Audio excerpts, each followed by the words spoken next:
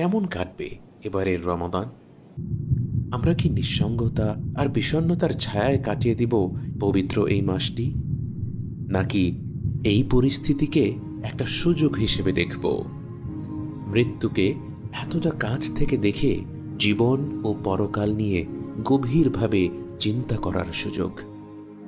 এত মানুষ তাদের রবের কাছে ফিরে গেছেন, অথচ আমাদের এখনো ডাক পড়েনি।